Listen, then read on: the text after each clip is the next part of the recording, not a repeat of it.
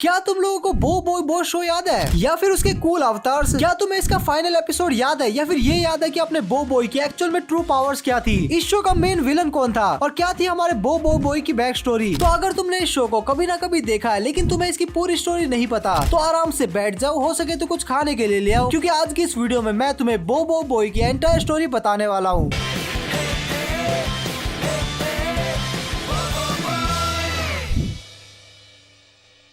कहानी की शुरुआत होती है एक सुअर सी शक्ल के एलियन से जो किसी तो एक एनर्जी सोर्स की तलाश में धरती पे आया हुआ था, और दूसरी तरफ हम देखते हैं एक बुढ़ऊ को जिसका नाम दादूलाल होता है, जो कि एक रेलवे स्टेशन पे अपने पोते का इंतजार कर रहा था, जो कि होता है इस कहानी का मेन कैरेक्टर। और हमें पता चलता है कि ये माइटी राजू सी शक्ल का ये है इस कहानी का मेन कैरेक्टर, जिसका नाम होता है बो बॉय। और दूसरे दिन हम देखते हैं कि बुढ़ऊ अपने नाती के लिए एक नोट छोड़ के गया है, जिसमें वो बच्चे को दिहाड़ी मारने के लिए अपने कैफे बुलाता है और कैफे का रास्ता भी देता है। अपने लोंडे को रास्ते में एक लोंडिया मिलती है जिसका नाम होता है हैना, जो कि उसे कैफे तक का रास्ता बताने में मदद कर रही थी, लेकिन अपना लोंडा तो एक सख्त मर्द था, तो एक औरत जात से मदद लेने के लिए साफ मना कर देता है। अच्छा। और अपनी मर्द जात का नाम रोशन करने के बाद वो रो पीट के कैफे पहुंचता है, और वो कैफे पहुंच के क्या देखता है, वो सेम लोंडिया को। और इसके अलावा उसे वहाँ पे एक और लोंडा मिलता है गोपाल, जो कि वहाँ पे मुफ्त की रोटियां तोड़ रहा था। और इसके अलावा वहाँ हमें क्यूटी से भी मिलते हैं जिसका नाम यिंग होता है। अच्छा, लड़की है तो इसका नाम यिंग, लड़का होता तो क्या लिंग? क्या बात करता है यार। कैफे में सारे बेरोजगार लोग बस चिल मार रहे होते हैं, तभी मौसम बिगड़ता है और टीवी में वही बद्दा एलियन देखने को मिलता है, जो कि अपना नाम आडोडो बताता है, और वो इंसानों को बताता है कि तुझ मारो, मुझे अपने सारे कोकोआ बीन्स दे दो। अब तुम लोग सोचोगे कि नालायक कोकोआ बीन्स का क्या करेगा, तो हमें पता चलता है कि कोकोआ बीन्स वही एनर्जी सोर्स है जो कि ये नालायक ढूंढने आया था। खैर, अपने झोला गैंग को इससे घंटा फर्क नहीं पड़ता, तो वो लोग टीवी बंद करके दोबारा से चिल करने बैठ जाते हैं। और उधर हम देखते हैं कि वो तोतला एलियन अपने राइट हैंड मैन प्रोबे को कोकोआ बीन्स लाने की सुपारी देता है, लेकिन अपना लोंडा उस एलियन को देख लेता है, वो उसका पीछा करता है, और पीछा करते करते वो उसके स्पेसशिप में पहुंच जाता है। और वहाँ बेसमेंट में वो देखता है कि वो तोतला एलियन वो कोकोआ बीन्स को कुछ तो पीस रहा है, और उसकी मशीन उन कोकोआ बीन्स को एक एनर्जी में बदल देती है जिसका नाम होता है पावर स्पीयर। और अपना लोंडा मौके का फायदा उठा के सारे कोकोआ बीन्स को लपेट के भागने की तैयारी कर रहा होता है, लेकिन इसी बीच पावर स्पीयर की आंख खुल जाती है और वो अपने बो बॉय के पीछे चलने लगता है। और इस चीज को वो आडूडू देख लेता है, जो कि अपने लोंडे के पीछे लग जाता है, लेकिन अपना लोंडा कैसे भी करके उससे पीछा छुड़वाता है। और अपना लोंडा कैफे आके अपने बुढ़ऊ को सारी चीजें बताने की कोशिश करता है, लेकिन वो बुढ़ऊ उसकी बात को पाद समझ के इग्नोर कर देता है। और उसके बाद हम देखते हैं कि अपना लोंडा मस्त चिल कर रहा होता है, लेकिन उसकी फुटबॉल अचानक से रोबोट में कन्वर्ट हो जाती है और अपने लोंडे की फट के चार हो जाती है, तो उस फुटबॉल को बाहर फेंक के मारता है। लेकिन अपने लोंडे को अपनी मर्दांगी भी साबित करनी थी, तो वो दोबारा से उस फुटबॉल के पास जाता है, और तभी फुटबॉल बोलने लग जाता है, मेरा यशु यशु मेरा यीशु। चुप।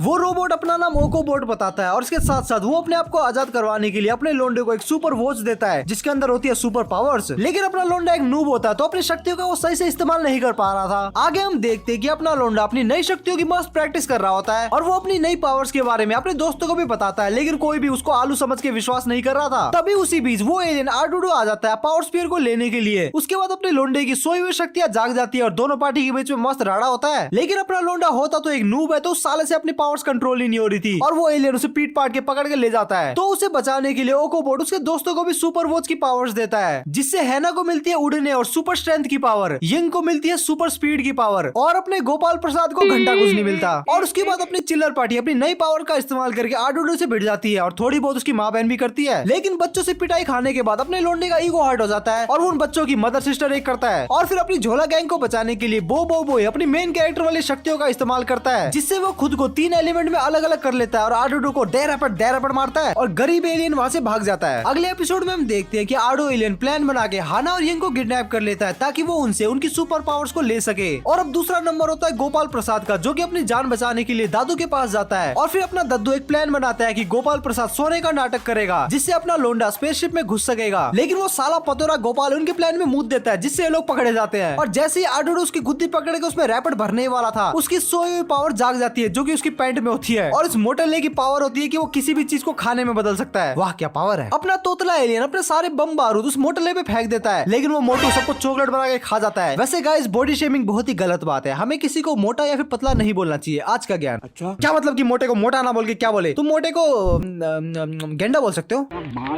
ये सब बकवास हो ही रही थी, उतने में अपना लोंडा बो बोई स्पेसशिप में घुस के अपनी दोनों कन्याओं को बचा लेता है, लेकिन वो हरामी एलियन बाहर जाने के सारे रास्ते बंद कर देता है। और फिर लास्ट में सभी लोग गोपाल को सस्ता मोटिवेशन देते हैं और वो लोंडा पूरी स्पेसशिप को खाने में बदल देता है और सभी लोगों को बचा लेता है। आगे हम देखते हैं कि आडो एलियन ने कैसे न कैसे करके तो अपने बो बॉय को पकड़ लिया है और वो उस पे कोई तो एक सस्ता एक्सपेरिमेंट कर रहा है, लेकिन एक्सपेरिमेंट के दौरान अपने लोंडे का भेजा फ्राई हो जाता है, जिससे उसकी लाइटनिंग पावर दूसरे स्टेज में चली जाती है, जो कि बहुत ही ज्यादा पावरफुल थी। लेकिन इसकी वजह से अपने लोंडे की याददाश्त चली जाती है और जैसे उसे होश आता है वो आडू को पकड़ के पीटने वाला होता है। लेकिन जब आडू को ये बात पता चलती है कि लोंडे की याददाश्त तो चली जा चुकी है, तो उसे बोलता है कि अरे भाई हम तुम्हारा दोस्त है, और अपने लोंडे को अपने ही दोस्तों के खिलाफ भड़का देता है कि ये लोग दुश्मन लोग हैं। और ये सुनते ही अपना लोंडा अपने ही दोस्तों को पकड़ के पेलने लग जाता है और इसी चक्कर में उसके दूसरे अवतार भी आ जाते हैं और उन तीनों में भसड़ शुरू हो जाती है। लेकिन अपने बो बॉय के लाइटनिंग पावर के दूसरे स्टेज का सामना वो नहीं कर पाते और जब एंड में ऐसा लग रहा था कि अपना ही लोंडा अपने दोस्तों की गुद्दियों में रैबिट बहुत जोर से मारने वाला है, तभी वो बेवकूफ प्रोबे धमालास्टिक बोलता है, जो कि बी बॉय बॉय का सिग्नेचर वर्ड है, जो कि वो साला हर दूसरे लाइन में बोलता है। और ये शब्द सुनने के बाद पता नहीं कैसे तो अपने लोंडे की याददाश्त वापस आ जाती है और वो आडो एलियन और प्रोबे की गुद्दी में लात मार के उन्हें वहां से भगा देता है। आगे हम देखते हैं कि अपना लोंडा और गोपाल प्रसाद पापा जोला नाम का कोई तो एक आलू सा गेम खेल रहे होते हैं और उधर दूसरी तरफ आडो एलियन प्लान बना के उन दोनों को उसी गेम में फंसा देता है। और जब अपने ओकोबोट और दादूलाल को पता चलता है कि अपने लोंडे गेम में फंस चुके हैं, तो अपने लोंडे को बचाने के लिए ओकोबोट बोबो बॉय और दादूलाल पदोरे गोपाल को कंट्रोल करते हैं। अपने बुढ़ो अपने जमाने के नूब हुआ करते थे, इसलिए उन्हें घंटा कुछ नहीं समझ में आ रहा था, इसीलिए वो हैना को बुला के लाते हैं। और अपनी हैना तो डायनामो भाई की चेली होती है, तो वो पड़ से हेडशॉट मार रही होती है। लेकिन लास्ट लेवल में आके हैना को भी अपनी औकात पता चल जाती है, इसलिए वो यंग से मदद मांगती है और अपनी यंग होती है अच्चू भाई की चेली। और ऐसा करके दोनों मिलके आडू और प्रोबे को हरा देते हैं और अपने लोंडे को गेम से बाहर निकाल लेते हैं। लेकिन उन दोनों के साथ साथ पापा जोला और लेंडी डायनासोर भी गेम से बाहर निकल जाता है और इस एपिसोड का एंड हो जाता है। वीडियो में आगे जाने से पहले अगर तुम्हें कंटेंट पसंद आ रहा है तो वीडियो को लाइक करके हाइप जरूर से कर देना और चैनल को सब्सक्राइब करके पहले जैसा सपोर्ट जरूर से दिखाना। आगे हम देखते हैं कि आडूडू और लेंडी डायनासोर वही स्लीप मॉन्स्टर दोनों मिलके हैना यंग और बूढ़ो को स्लीप वर्ल्ड में कैद कर देते हैं, जिसको बचाने के लिए अपना ठरकी पापा जोला पदोरा गोपाल और अपना लोंडा बी बॉय बॉय वहाँ पे जाते हैं। और वहाँ पे वो स्लीप मॉन्स्टर अपने लोंडो की गुद्दी लाल करने ही वाला होता है, तभी वो खाने के नशे करने वाला पदोरा गोपाल उसे सांप सीढ़ी में हराने का चुनौती दे देता है। और फिर दोनों पार्टी के बीच में 3 राउंड की शर्त लगती है और पहले राउंड में वो ठरकी पापा जोला उनकी परफॉर्मेंस के पकौड़े लगा देता है, जिससे स्लीप मॉन्स्टर को 1 पॉइंट मिल जाता है। और फिर दूसरे राउंड में अपना बुढ़ो पापा जोला की जगह खेलता है और अपने बुढ़ो ने दूसरे की गोटियां काटने में पीएचडी की होती है, तो वो लोंडा आराम से जीत जाता है। तीसरे राउंड में लेंडी डायनासोर अपनी औकात दिखाता है और चीटिंग करता है, लेकिन अपने दद्दूलाल जो कि पुश्तैनी टाइम से सांप सीढ़ी के चैंपियन थे, वो अपना 1000 IQ वाला मूव करते हैं और सामने वाली पार्टी की माचो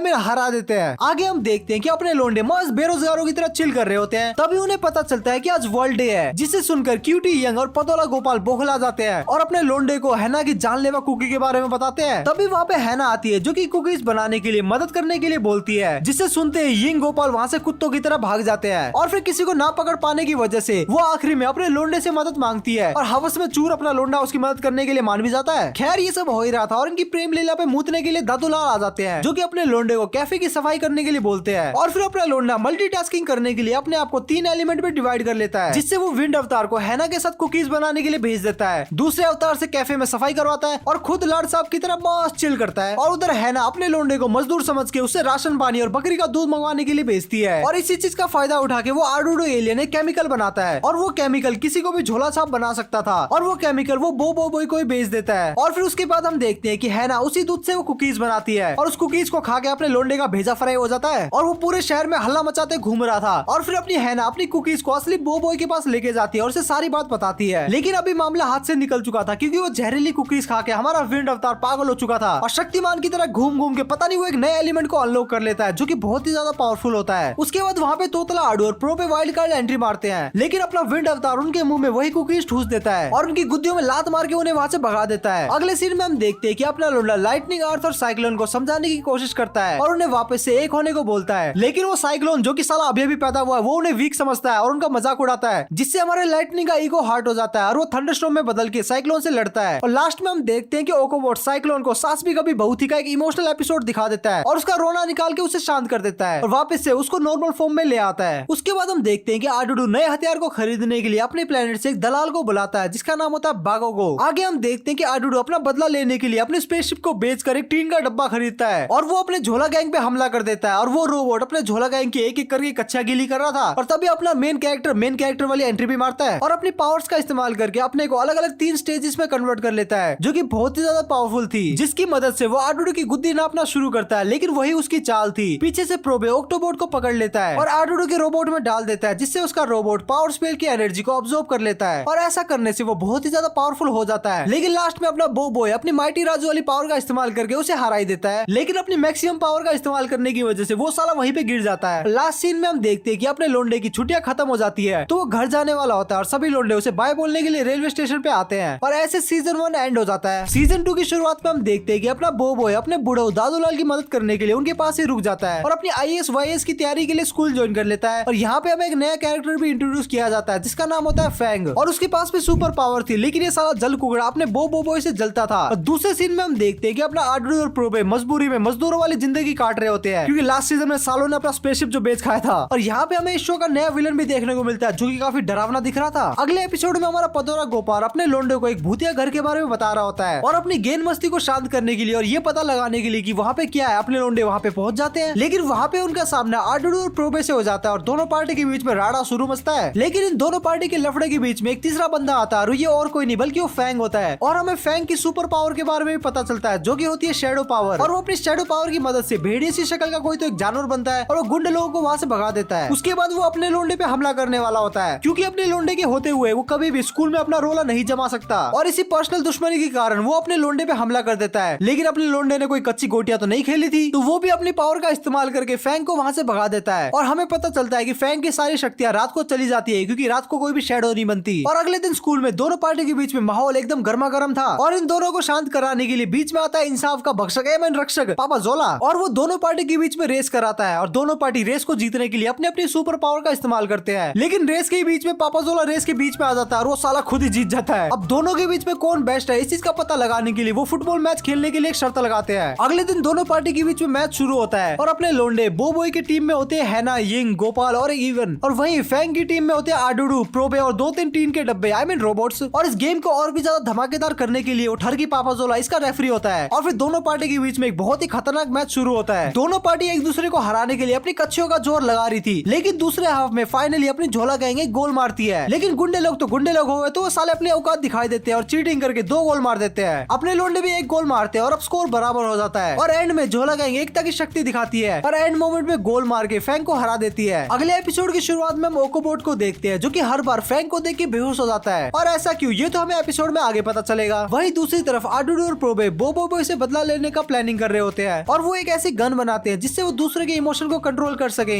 दूसरी तरफ ओकोबोट को एक सपना आता है कि फैंग ने उसे किडनैप कर लिया है तो अपनी झोला गैंग फैंग से पूछताछ करने के लिए जाती है, लेकिन वहाँ पे वो गजनी की औलाद को कुछ याद नहीं आ रहा होता है और इसी बीच अपना आर्डूडो अपने हथियार को लेके वहाँ पे पहुंच जाता है और वो उस हथियार को सब लोगों पे चला देता है, लेकिन इससे अपनी गैंग पे कोई भी असर नहीं होता। और थोड़ी देर बाद जब अपनी गैंग फैंग की ले रही होती है तभी आर्डूडो के हथियार का असर होता है जिससे हैना पागलों की तरह हंसना शुरू कर देती है और अपनी यिंग की फटनी शुरू हो जाती है और वो बहुत ही ज्यादा डरने लग जाती है। फैंग अपना गे टाइप शिट शुरू करता है और अपना लोंडा बोबोय डिप्रेशन में आ जाता है और उधर अपने पतोरे गोपाल में अलग ही आग मुतने का कॉन्फिडेंस आ जाता है। और आगे हम देखते हैं कि अपनी झोला गैंग आर्डूडो के बेस में एंटीडोट को लेने के लिए जाती है और इन सबको बचाने के लिए अपना ओकोबोट भी उनके साथ ही होता है और वहाँ पे आर्डू एलियन ने इन सभी को रोकने के लिए बहुत ही ज्यादा ट्रैप्स बिछाए होते हैं। और इसी बीच हमें फैंग और ओकोबोट की एक बैक स्टोरी जानने को मिलती है कि कैसे स्कूल में अपना रोला जमाने के लिए फैंग आर्डूडो से हाथ मिला लेता है और ओकोबोट को चुराने की सुपारी ले लेता है, लेकिन बाद में उसे गुंडा भाई साहब की इंटेंशन का पता लगता है और उसे ये भी पता लगता है कि ओकोबोट कोई भी डेंजरस रोबोट नहीं है बल्कि वो तो एक क्यूट और हेल्पफुल पावर स्पीयर है। और अपनी गलती को ठीक करने के लिए फैंग ओकोबोट को वहाँ से लेकर निकलता है, लेकिन आर्डूडो और प्रोबे उनका पीछा करते हैं, लेकिन फैंग उनसे ओकोबोट को बचाने के लिए पूरी मेहनत करता है। और जब ओकोबोट को पता चलता है कि फैंग एक्चुअल में एक देव मानुष है तो वो भी उसे शैडो पावर दे देता है और वहीं ओकोबोट को सब याद आता है और इन दोनों का आपसी राड़ा खत्म हो जाता है। अगले एपिसोड में हम एक नए विलन को देखते हैं जिसका नाम इजोजो होता है जो कि आर्डूडो के प्लेनेट से ही होता है, लेकिन वो उससे कई गुना चालाक और ताकतवर होता है। और यहाँ पे हमें आर्डूडो और प्रोबे की बैक स्टोरी जानने को मिलती है। आदुदू अपने प्लेनेट जिसका नाम अताता टाइगा होता है वहाँ का वो एक मजदूर था जिसके बाद से ये दोनों साथ साथ ही है और वो नया विलन इजोजो आते ही अपना काम शुरू करता है और वो झोला गैंग की सारी वीकनेस को ढूंढ लेता है और वो धरती पे आ जाता है और अपनी दहशत को दिखाने के लिए वो प्रोबे रोबोट को खत्म कर देता है जिससे आर्डूडो को बहुत ज्यादा गुस्सा आता है और अपनी कच्छियों का सारा जोर लगा के वो उस पे हमला कर देता है, लेकिन इजोजो एक रैपट में उसको उसकी औकात दिखा देता है। जिसके बाद अपनी झोला गैंग और फैंग इजोजो से लड़ने के लिए अपनी टीम बना लेते हैं, लेकिन इनकी टीम में टीम वर्क बिल्कुल भी नहीं था और इसीलिए इजोजो इनकी गुद्दी लाल कर देता है और हैना, यिंग और गोपाल को पकड़ के ले जाता है। आगे हम देखते हैं कि इजोजो से बचने के लिए बोबोय, फैंग, ओकोबोट सब आर्डूडो के बेस में लुगाई की तरह छिपे हुए होते हैं और उधर हम देखते हैं कि इजोजो सबकी पावर वॉच ले लेता है और अब उसे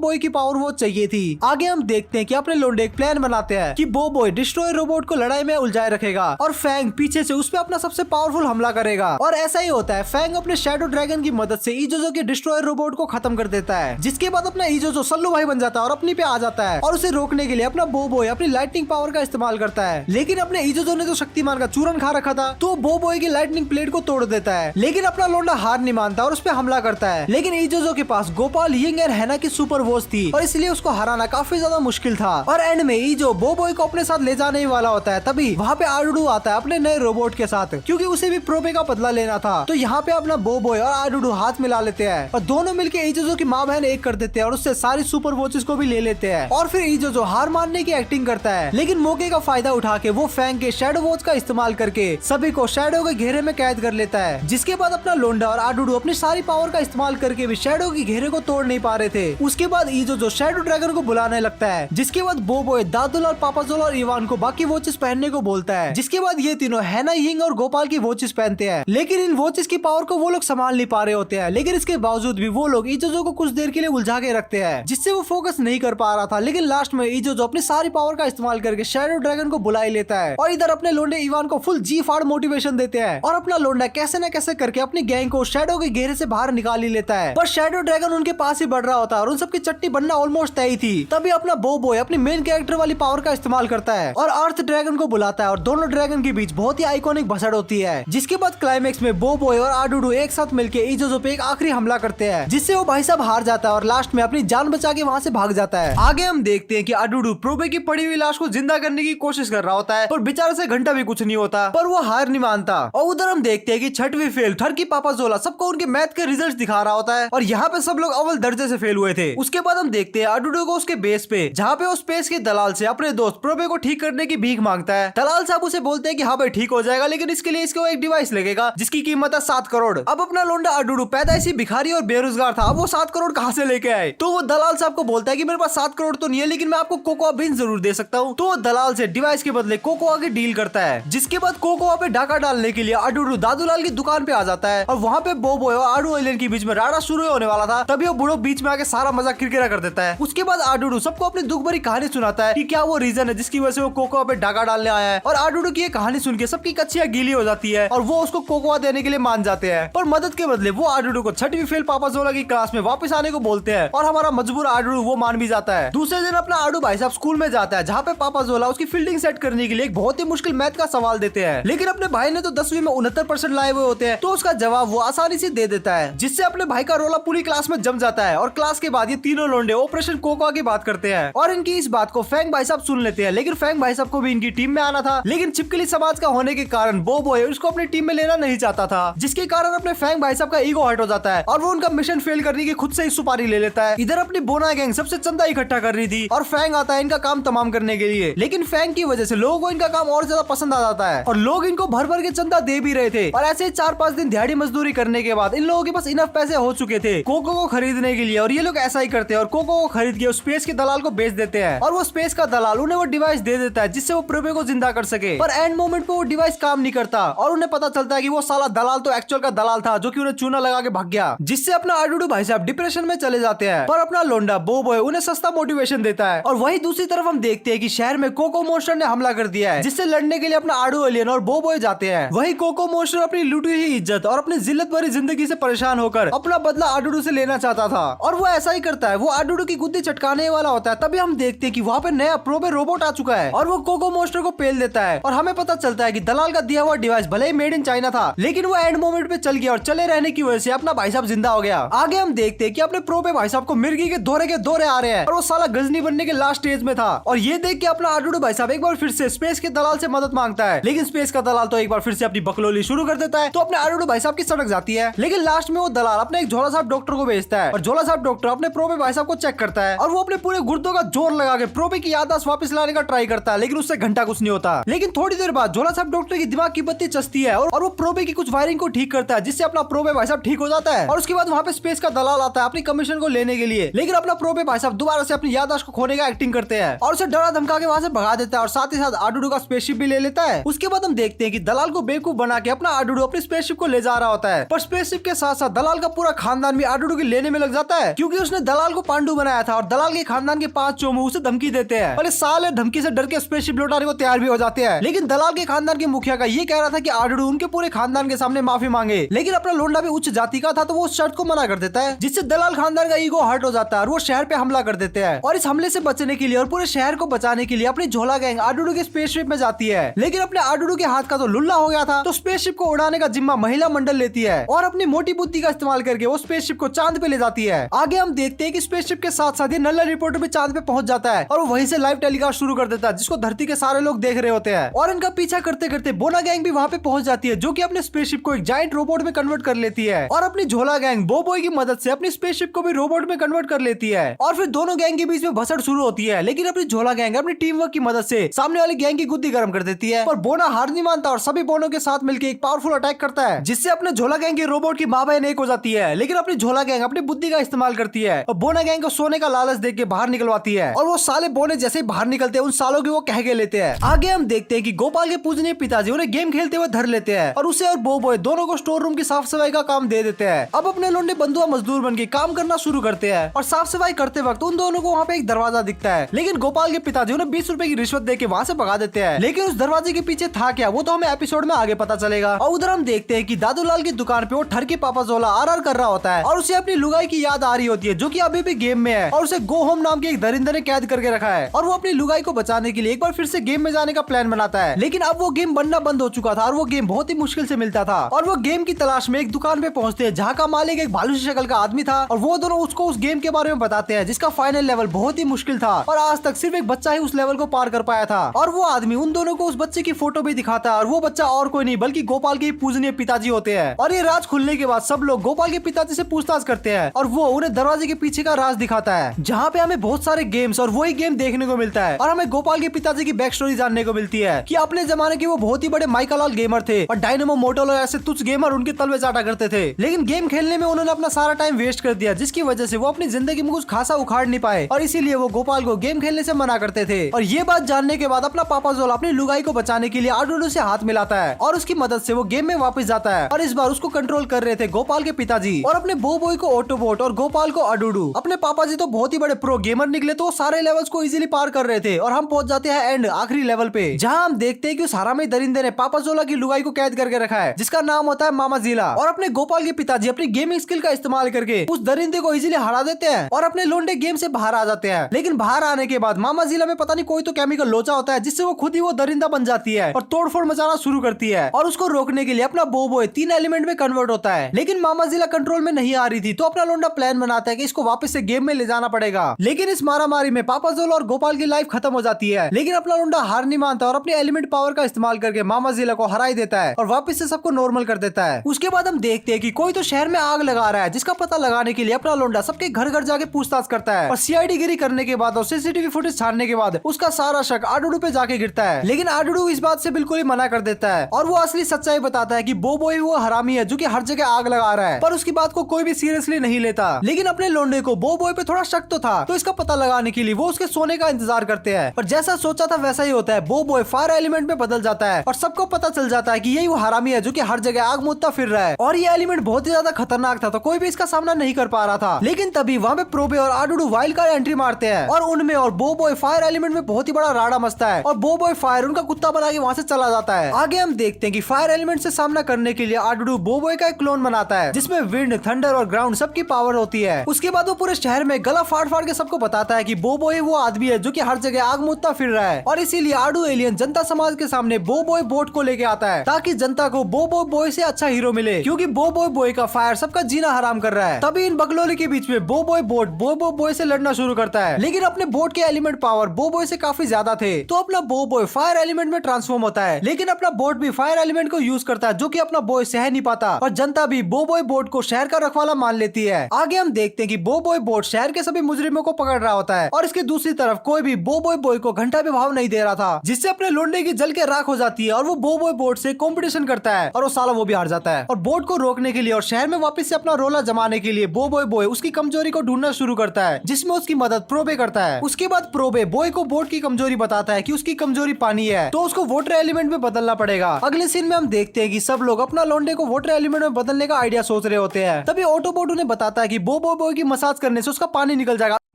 ये मेरा मतलब उसका वाटर एलिमेंट और ज्यादा स्ट्रॉन्ग हो जाएगा। और ऐसा ही होता है, अपना बॉय वाटर एलिमेंट को मास्टर कर लेता है, लेकिन ये साला बोट आलसी होता है तो ये बहुत ज्यादा मोटा हो जाता है, जिसे ठीक करने के लिए वो 30 दिन का वर्कआउट प्लान बनाते हैं और उसके 6 पैक निकलवा के इसे फिट कर देते हैं। और उसके बाद बॉय और बोट में लड़ाई शुरू होती है, जहाँ पे अपना बॉय वाटर का इस्तेमाल करके बोट की कच्चियां गीली कर देता है, लेकिन आडूडू वाटर एलिमेंट को बोट के अंदर भी डाल देता है, जिससे बोट को भी वाटर एलिमेंट की पावर मिल जाती है। लेकिन वो साला बहुत ही मोटा हो जाता है और उसे हराने के लिए अपना बॉय वाटर और थंडरस्टॉर्म एलिमेंट को एक करके बोट की गुद्दी लाल कर देता है। आगे हम देखते हैं कि जो एक बार फिर से आता है धरती पे, और वो भी अकेला नहीं आता बल्कि अपने डिस्ट्रॉयर रोबोट की पूरी खानदान को लेके आता है। और ये मच्छर की शक्ल का बदमाश इस बार अपडेट मार के आया हुआ होता है, लेकिन बसर शुरू होने से पहले कोई तो मिस्टीरियस मास्क वाला लड़का वहाँ पे इजोजो और उसके रोबोट की गुद्दी लाल कर देता है। और दूसरे सीन में हम देखते हैं कि फैंग उस मिस्टीरियस बॉय से हाथ मिला लेता है और इधर सब लोग कंफ्यूज कि ये क्या हो गया। तभी आडूडू उन सबको बताता है कि ये कैप्टन काइजो है, जो कि स्पेस के मोस्ट वांटेड आदमी है, और वो उन्हें ये भी बताता है कि वो धरती पे सभी के पावर वॉचेस लेने आया है। और ये फैंग शुरू से ही दल बदलू था और वो शुरू से ही तुम लोगों में चूना लगा रहा होता है, लेकिन इसके बावजूद भी अपनी झोला गैंग उससे लड़ने के लिए तैयार होती है। और फिर बॉय और फैंग के बीच में लड़ाई शुरू होती है, जहाँ पे फैंग अपनी असली ताकत दिखाता है, लेकिन फैंग लड़ाई कंटिन्यू नहीं कर सकता था क्योंकि बॉय कहीं ना कहीं उसका दोस्त ही था। और ये देख के इच्छाधारी काइजो फैंग को कमजोर समझ के उसे कैद कर लेता है और अपने बॉय को बड़ी आसानी से हरा भी देता है। और ये सब देख के फैंग उसके सामने घुटने टेक देता है और सभी के पावर वॉचेस उसको दे देता है। और उसके बाद फैंग और कैप्टन काइजो वहाँ से चले जाते हैं। उसके बाद हम देखते हैं कि अपने पावर वॉचेस को वापस लाने के लिए और फैंग को बचाने के लिए अपनी झोला गैंग आडूडू के स्पेसशिप में बैठ के काइजो के स्पेसशिप में हमला कर देती है। और अपने लोंडे को पता था कि आडूडू की स्पेसशिप ज्यादा देर तक ये हमला झेल नहीं पाएगी, तो चोरी छुपके से काइजो की स्पेसशिप में घुस जाते हैं। और इधर हम देखते हैं कि फैंग में अभी भी अच्छा ही बाकी थी, तो वो सारे पावर वॉचेस को चुरा के अपनी झोला गैंग को दे देता है। और इसके बाद शुरू होती है इस सीजन की फाइनल बैटल। कैप्टन काइजो और झोला गैंग के बीच में मारामारी अलग लेवल पे चल रही होती है, और उधर फैंग और बॉय भी काइजो पे अपनी पूरी कच्छियों का जोर लगा के हमला कर रहे थे। और दोनों की इतनी गजब टीम वर्क के कारण भी वो काइजो का कुछ उखाड़ नहीं पा रहे थे। और लास्ट में बॉय अपनी सारी एलिमेंट को बाहर निकालता है, और बॉय के सारे एलिमेंट और फैंग की शैडो पावर की मदद से ये लोग कैप्टन काइजो के सामने अपनी काबिलियत को साबित करते हैं, जिससे कैप्टन काइजो इनसे इंप्रेस हो जाता है और इन्हें अपनी गैंग में शामिल होने का न्योता देता है। लेकिन अपना बॉय इस ऑफर को मना कर देता है। अब अपनी झोला गैंग ने काइजो की रिस्पेक्ट को जीत लिया था, इसलिए काइजो इन्हें बड़ी इज्जत से धरती पे वापस छोड़ देता है, और साथ ही साथ वो फैंग को भी आजाद कर देता है, जिससे फैंग झोला गैंग को ज्वाइन कर लेता है। और इसी के साथ साथ सीजन 3 और ये वीडियो एंड हो जाती है। अगर तुम्हें वीडियो पसंद आई तो वीडियो को लाइक करके हाइप जरूर से कर देना, और अगर तुम्हें इस शो की आगे की कहानी को जानना है तो कमेंट में हल्ला मचा दो कि नेक्स्ट वीडियो जल्दी से जल्दी लेके आ। इसके अलावा चैनल को सब्सक्राइब करके पहले जैसा सपोर्ट जरूर से दिखाना, और अगर तुम्हें रिकेंडो की एंटायर स्टोरी देखनी है तो लेफ्ट वाली वीडियो को चेक कर लेना। मैं मिलता हूँ तुम लोगों से नेक्स्ट वीडियो में, तब तक के लिए बाय।